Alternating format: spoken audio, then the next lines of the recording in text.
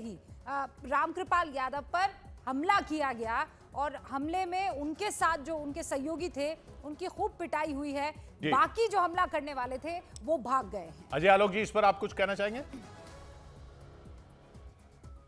नहीं, मैं कुछ नहीं कहूंगा। ये रक्त चरित्र है जो रह के निकलता है। और कोइंसिडेंस देखिए, एक बेटी का चुनाव खत्म हुआ तो अगले दिन भारतीय जनता पार्टी के लोगों पे आरजेडी के लोगों ने अटैक किया और एक व्यक्ति की मृत्यु हो गई छपरा में जब छोटी बेटी का चुनाव हुआ।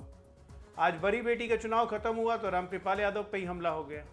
नहीं, पर अभी ये नहीं कि अभी ये कह नहीं सकते कि कौन उसके पीछे है। अभी ये नहीं कह, खुद रामकृपाल यादव जी नहीं कह रहे कि कौन उसके पीछे। अनुराग जी कुछ कहना चाह रहे हैं? अनुराग।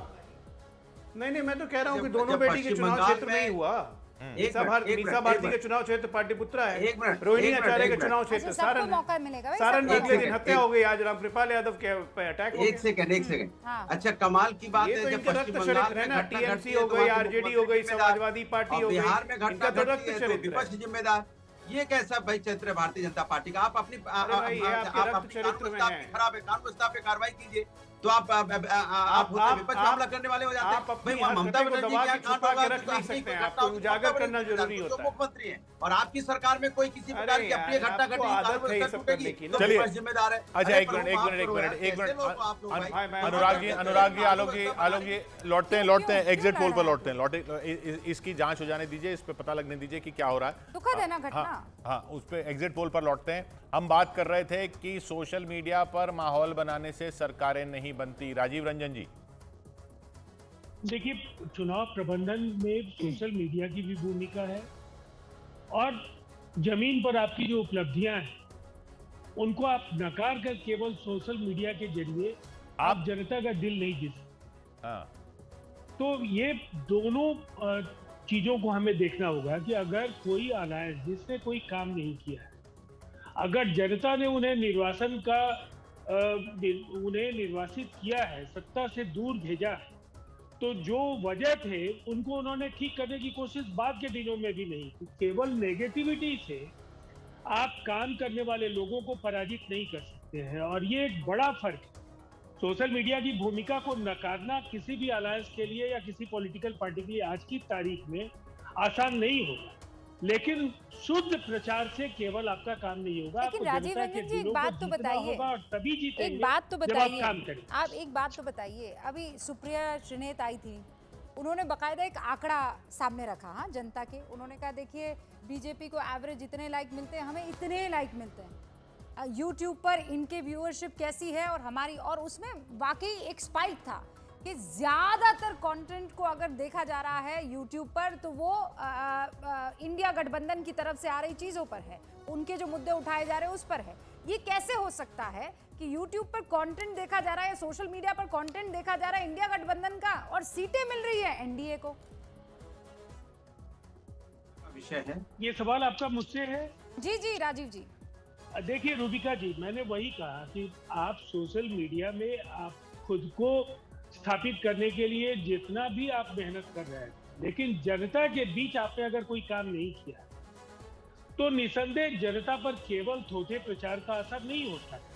अगर प्रधानमंत्री नरेंद्र मोदी जी के नेतृत्व में एनडीए ने 10 वर्षों में काम किया और 60 वर्षों तक कांग्रेस और उनके साथ जो इंडिया अलायंस के बाकी घटक दल हैं केंद्र में और राज्यों में उनकी सरकारें रही, तो निसंदेह उनके काम को भी लोग उस दौर में, और जो ये 10 वर्षों का जो एक बड़ा फर्क आया है उसकी तुलना जब करते हैं तो निसंदेह उनको लगता है कि अगर भारत 5वीं अर्थव्यवस्था बना है, 30वीं अर्थव्यवस्था बनने की ओर है, 2047 का एक विजन प्रधानमंत्री जी के वो मैं आपकी सारी बातें समझ गई, लेकिन शांतनु आप इस कॉन्सेप्ट को एक्सप्लेन कर पाएंगे क्या कि सुप्रिया श्रीनेत और कांग्रेस पार्टी ये कह रही है कि हमें यूट्यूब पर, ट्विटर पर, फेसबुक पर देखने वाले अताह हैं, बीजेपी को कोई पूछ भी नहीं करी और सीटें लेकर आ रही है बीजेपी। देखिए, एक होता है प्रोडक्ट और सोशल मीडिया उसका एम्पलीफिकेशन करता है। मेरी एक बात है, मेरी आइडियोलॉजी, उसका एम्पलीफिकेशन सोशल मीडिया करता है। लेकिन अगर मेरा प्रोडक्ट ही वीक है, मेरी विचारधारा वीक है, मेरा काम वीक है, मेरा विजन वीक है, तो उसमें कितना भी एम्पलीफाई कर दूं उसको, आप एक बेकार प्रोडक्ट को, बेकार आइडियोलॉजी को या बेकार काम को कितना भी एम्पलीफाई कर दीजिए, कुछ नहीं होगा। ठीक है, उनको यूट्यूब में व्यूज ज्यादा आ रहे हैं, लेकिन उनका प्रोडक्ट ही खराब, उनका विजन ही खराब। एक पॉइंट ये हुआ कि प्रोडक्ट है उसका एम्पलीफिकेशन हो सकता है, प्रोडक्ट ही नहीं है तो उसका कितना एम्पलीफिकेशन करेंगे। दूसरा ये जो मैं अनुराग आपसे जानना चाहूंगा, क्योंकि आप ही अकेले अभी इंडिया गठबंधन के यहाँ पे प्रतिनिधि बैठे हैं, अजय आलोक जी आपके पास भी आऊंगा।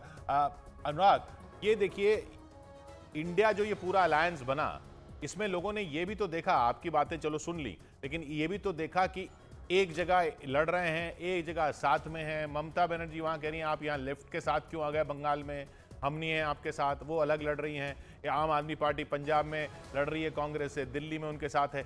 ये सब देख के भी तो लगता है ना कि ये गठबंधन है क्या? ये गठबंधन सिर्फ इसलिए है कि बस किसी तरीके से मोदी को हराया जाए, तो फिर वो मोदी नहीं हारते हैं। नहीं, ऐसा नहीं है। देखिए, गठबंधन एक राष्ट्र के मुद्दों पे मिलकर बना था, कि जिस तरह से समाज के अंदर में महंगाई, बेरोजगारी, किसान, महिला समस्या, नहीं, पर उसमें अलग अलग दिखे ना, मतलब आप देखिए, आप सिर्फ उनको अगर माइनस कर दीजिए, ज्यादातर इंडिया गठबंधन तो मिलकर ही लड़ा है। अगर आप पश्चिम बंगाल की बात करेंगे तो पश्चिम बंगाल में अगर समाजवादी पार्टी के साथ हमने तो एक सीट टीएमसी को उत्तर प्रदेश में दी थी। देखिए, उसमें कहीं कोई दिक्कत नहीं है। दिक्कत सिर्फ इस बात की मैं आपको बता दूं कि जब 4 तारीख को रिजल्ट आएगा तो जो अभी कुछ हमारे साथी बड़े चढ़ के बोलते हैं तो उनको भी थोड़ी बोलने की लगाम लगेगी कि ऐसा नहीं है। नहीं, मतलब कोई दिक्कत, आपको कोई दिक्कत नहीं हुई भदोही में तृणमूल कांग्रेस को सीट देकर और फिर उनको समझाने में कि भैया ये इनका सिंबल है, यहाँ पे वोट देना है, और वो अलग लड़ रहे हैं बंगाल में आपसे?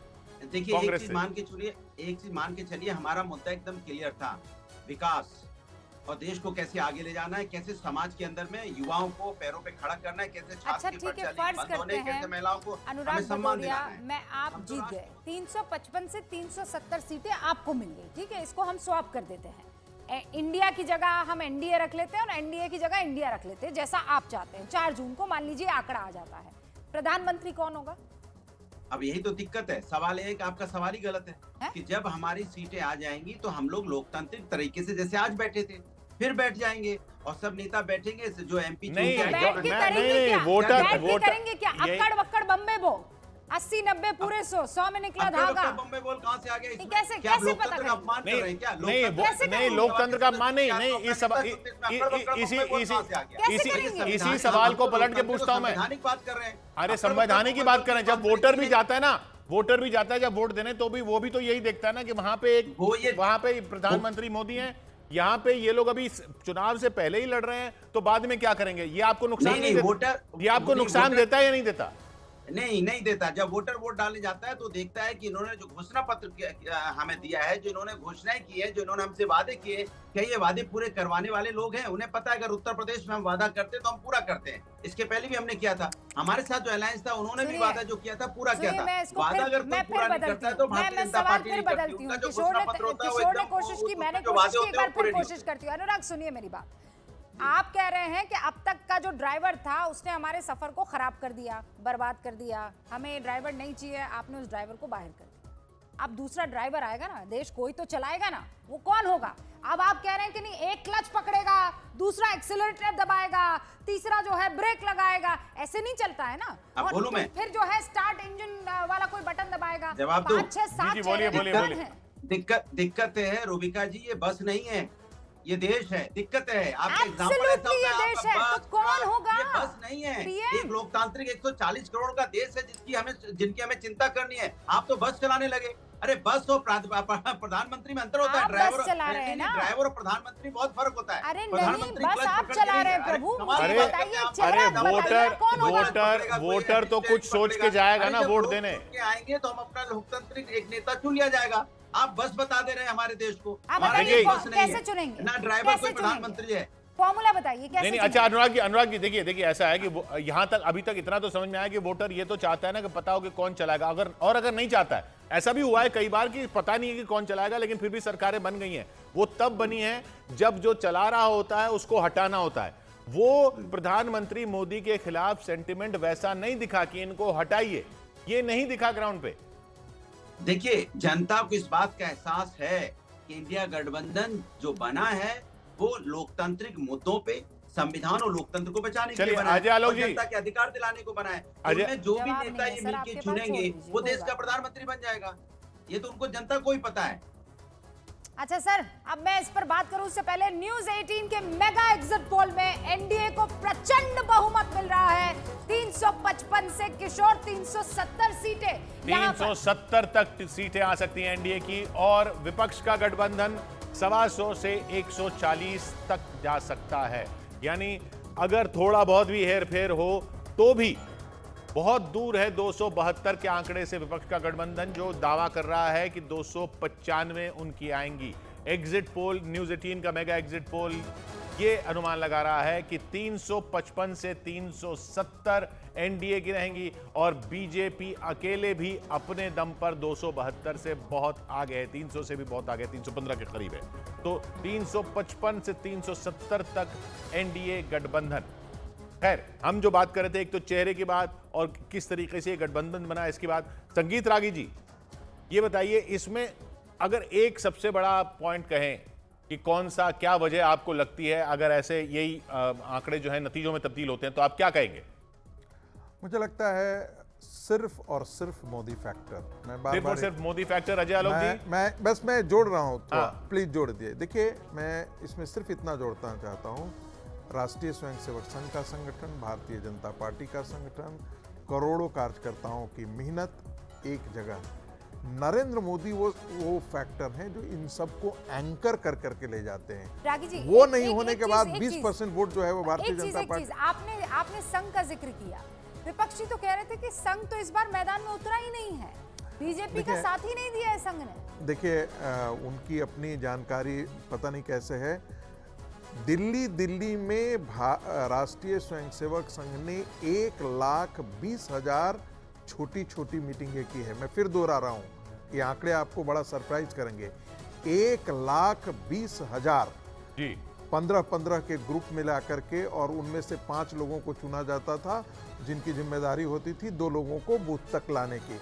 मैं ये नहीं कह रहा कि मैं इसलिए बार बार ये कह रहा हूं, ये सब फैक्टर अपनी जगह होता है, लेकिन वो एक फैक्टर जो है जिसको कहते हैं ना, वो कृष्ण की तरह पूरा कुरुक्षेत्र में सबने लड़ा, लेकिन जब उससे पूछा गया कि भाई कौन लड़ रहा था, तो कहा कि भगवान श्री कृष्ण का ही चक्र तो चल रहा था। एक प्रधानमंत्री 72 साल की उम्र में 206 सभाएं करता हो, 4 सभाएं रोज करता हो, 2 रोड शो करता हो, और 53 साल के राहुल गांधी जो है 2 सभाएं करने में थक जाते हैं।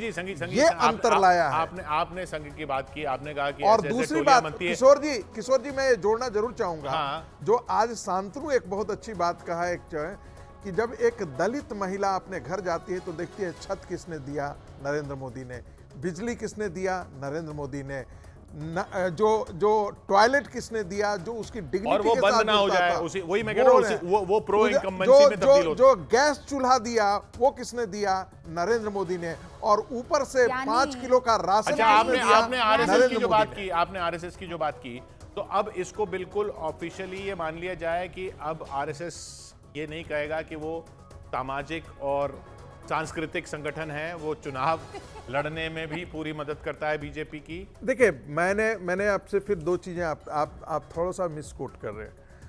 देखिए, संघ कुछ नहीं करता है और स्वयंसेवक कुछ नहीं छोड़ता है। संघ का जो बौद्धिक प्रतिष्ठान है और भारतीय जनता पार्टी का जो बौद्धिक प्रतिष्ठान है, सांस्कृतिक प्रतिष्ठान है, जो बौद्धिक और धरातल है, वो लगभग एक ही है। उसको अंतर करके आप नहीं देख सकते हैं। हो सकता है मैं ये बहुत ज्यादती कर रहा हूं, लेकिन मैं फिर बोल रहा हूं, संघ का स्वयंसेवक ऑटोमेटिकली भारतीय जनता पार्टी के लिए तन मन धन से काम करता है, क्योंकि उसको लगता है कि बाकी जगह हम जाते हैं तो हमको राहुल गांधी मिल जाते हैं। बहस किसी और दिन रख लेंगे, आज एग्जिट पोल का टाइम है। लेकिन मुझे एक सवाल इसलिए पूछना है क्योंकि ये जो आप बात कर रहे थे, आयुष्मान कार्ड हो गया, डायरेक्ट ट्रांसफर का जो बेनिफिट मिलता है वो हो गया, बाकी राशन की बात हो गई, किसानों को जो निधि मिल रही है उसकी बात हो गई। कुल मिलाकर ये जो बार बार कहा जा रहा था कि इस जात वाले बिंदु को कोई नहीं तोड़ सकता है, क्या प्रधानमंत्री नरेंद्र मोदी, अजय आलोक लाभार्थी वाली एक नई कौम खड़ी कर गए हैं अगर ये एग्जिट पोल के नतीजे एग्जैक्ट होते हैं तो? देखिए, इस लाभार्थी कौम की चर्चा हम लोग 2022 में भी कर चुके हैं उत्तर प्रदेश के चुनाव में। मेरा मानना है कि अब ये लाभार्थी उभार्थी का कॉन्सेप्ट खत्म हो गया। अब परफॉर्मेंस और डिलीवरी ये बहुत इंपॉर्टेंट शब्द हैं कि आप करना क्या चाहते हैं, वो डिलीवर कितना हद तक हुआ। अगर हम डीबीटी कहते हैं तो 31 लाख करोड़ रुपए मामूली अमाउंट है। सोचिए जरा, 31 लाख करोड़ रुपए पिछले 10 साल में डायरेक्टली खातों में ट्रांसफर हुए, 5 पैसे की भी गड़बड़ी नहीं हुई। फ्री राशन 80 करोड़ को मिल रहा है, वो फ्री नहीं है, मतलब ये एक संबल है। 5 करोड़ राशन से रूबिका जी किसी का खर्चा नहीं चलता है, हाँ घर नहीं चलता है महीने में, किसी मजदूर का नहीं चलता है, लेकिन वो सरकार की तरफ से एक संबल है कि हम आपके साथ खड़े हैं। टॉयलेट आप बात करती हैं, इज्जत सम्मान योजना 10 करोड़ टॉयलेट दे दिए, 4 करोड़ घर दे दिया जिसमें महिलाओं के नाम पे रजिस्ट्री है, सॉइल हेल्थ 13 करोड़ को दे दिए। तो ये सब परफॉर्मेंस और उसकी डिलीवरी है। अब उसको लोगों ने एक नया लिखा कि ये लाभार्थी हो गए। भाई तो लाभार्थी हो गए तो ये काम तो करना, पानी बिजली जल देना, ये तो बेसिक नेसेसिटी थी। यही तो सोचिए कि यही तो हम कह रहे हैं कि पिछले 65 सालों में क्यों नहीं हुआ जो ये 10 साल में मोदी जी ने करके दिखाया है। क्योंकि ये लोग काम छोड़ के गए थे मोदी जी के लिए, मोदी जी ने कर दिया। अब उसको आप एक वर्ग बना दीजिए लाभार्थी, तो ये लाभार्थी नहीं है, ये देश की जनता की जरूरत है, ये प्राइमरी नेसेसिटीज है। आप ये सोचिए कि हम कितने पिछड़े थे कि 18 करोड़ घरों में बिजली नहीं पहुंची थी। वो तो आज हम विकसित भारत बनने का सपना इसलिए देखते हैं क्योंकि बेसिक नेसेसिटी खत्म हो गई है। और वो एक्सेप्ट तो विपक्ष कर ही रहा है ना, अनुराग जी, विपक्ष कर ही रहा है ना। जब वो 5 किलो करे तो आप भी तो 10 किलो लेकर आ गए ना कि हम 10 किलो देंगे, तो बात तो घूम फिर के वही हो गई कि मतलब वो उसको को आप नकार नहीं रहे हैं। की बात में महिलाओं के खाते में हमने कहा है कि हम साल के 1 लाख रुपए देंगे, क्योंकि जो गरीब महिलाएं हैं, क्योंकि हम लोग महिलाओं का सम्मान करने वाले लोग हैं, हमें पता है कि उनको कितनी तकलीफ होती है। बीजेपी तो उनकी बात करेगी नहीं, पर जो आलोक जी कह रहे हैं कि जो आप कहते हैं वो कहते हैं, उन्होंने करके दिखाया है, तो जो पब्लिक है वो ये मानती है कि जो डिलीवरी दे रहा है उसकी बात पे ज्यादा यकीन है और इसीलिए प्रो इनकम्बेंसी होती है। देखिए वो उनकी डिलीवरी झूठ की है, सभी जानते हैं। वो जो वादा करते हैं वो पूरा तो करते नहीं है, लेकिन हाँ, देश की जनता 4 तारीख को बताएगी कि भारतीय जनता पार्टी के वादे कितने। अच्छा चलिए, आज अब इसी पे आ जाते हैं। आप ये मुझे बताइए, 355 370 जो हम कह रहे हैं, अगर ये होता है, एक तो आपकी बात है कि 295 होगा आपका, अगर ये होता है 355 370 या 300 से ऊपर एनडीए, तो आपकी नजर में सबसे बड़ी चूक आपकी कहां हुई? देखिए, एक चीज आपको मान के चलना पड़ेगा कि जनता तो भारतीय जनता पार्टी को वोट नहीं दे रही है। फिर ये सोचना पड़ेगा आखिर क्या वजह है, क्योंकि जब जनता के बीच में जाओगे तो भारतीय जनता पार्टी को नहीं पसंद करता, कोई वर्ग नहीं पसंद करता। इंडिया गठबंधन